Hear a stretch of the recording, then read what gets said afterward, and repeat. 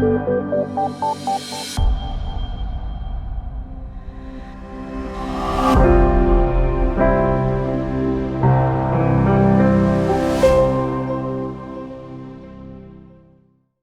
Evaldas Rupkus. I am Media Information Literacy Trainer, and I work right now as Project Manager and Trainer at Deutsche Welle Akademie Asian Europe Media Development Team. So when we try to define media and information literacy, we need to go a bit back in the history and look in the academic discussion that was taking place some 30-40 years ago between those who were coming from information sciences and those who were more advocating for media literacy. So actually, back then we had two different sorts of literacy and also two different perspectives on that. So information literacy was more advocated by those who are coming from librarian, archivarian sciences, and those who are researching information systems and similar issues. And the media literacy side was rather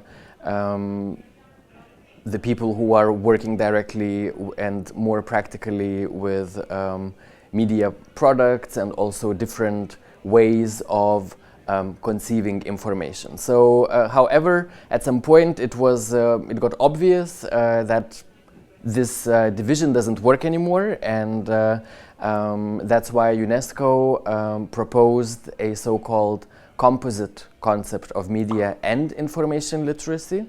And since then we are actually talking about a very broad field that is mainly focusing on enabling people to understand and to use media. So there are three important messages here already, that we are talking not only about media professionals, journalists, or those who are working in the industry, but about every citizen or every person in the world who is in any sense receiving information or using different media. Even though you are illiterate, you are still hearing, seeing, and so on.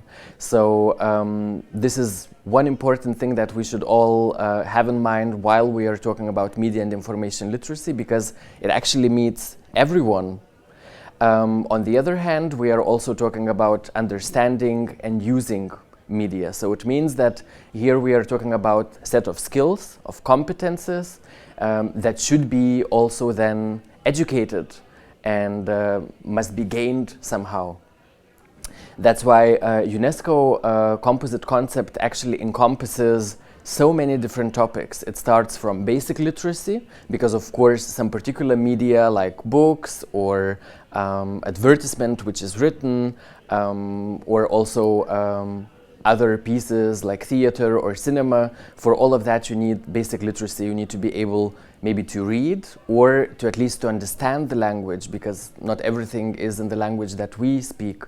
So this is one part also of media and information literacy. Next to that, we also have the elements that are coming from separate subjects of information literacy and media literacy. Then we also need to think about ICT, about digital literacy, about using information and communication technology.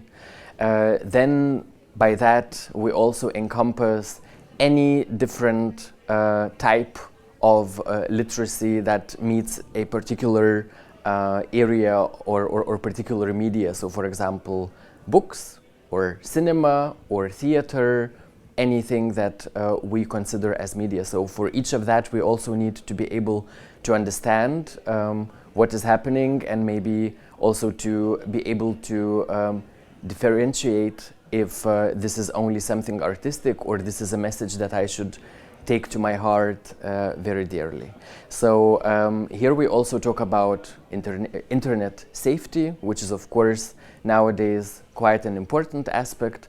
And next to all of that, what we maybe automatically think like news literacy, propaganda, disinformation, next to that we also should actually consider topics that are not maybe seen as media and information literacy from the first sight, as, for example, cultural diversity or interreligious dialogue, and how these are being represented in media, also gender aspects. So all of that is at some point or from some particular perspective part of media and information literacy.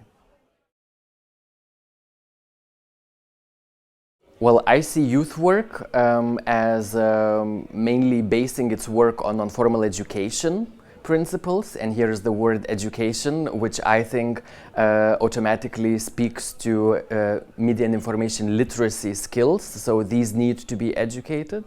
And if one defines youth work as something that contributes to personal development of young person outside the formal education system, then it's just self-explanatory. I think we shouldn't even be discussing that, because it's just one of the skills that every person needs to bring when they are growing up, when they are being taught any kind of different discipline. And this is one of those you could see also as horizontal. However, at some points we really need to speak particularly about some particular aspects of media and information literacy, because not always in our education system we can cover it because of the subjects. So that's why, and that's where the role of youth work comes in.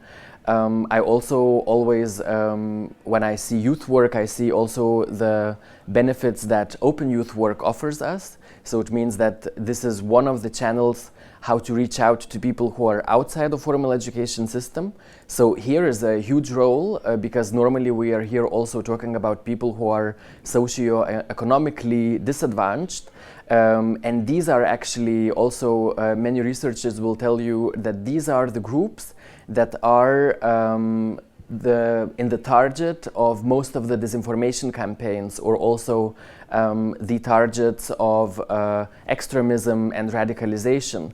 So this is exactly why and where our role as a field of youth work is in this game.